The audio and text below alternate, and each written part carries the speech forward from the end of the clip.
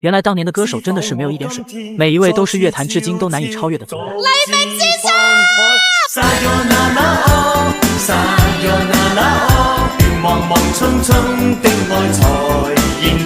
这首歌是黎明在93年所发行的一首歌，同时也是容祖儿最喜欢的一首歌。就单论容祖儿这近乎痴狂的眼神，我就知道黎明能在港乐诸神混战的时代杀出，绝对没有我们想象的那么简单。I love you， 會否聽見嗎？你會否也像我，要等待遙遠仲夏。而 Beyond 也是在这年为劉德華主演的影視劇創作了一首插曲《灰色軌跡》。這首歌不僅讓這部影視劇爆火，更是成功為他們打開了內地市場。我已背上一身苦困，後悔已唏噓，眼裏卻此刻充滿淚。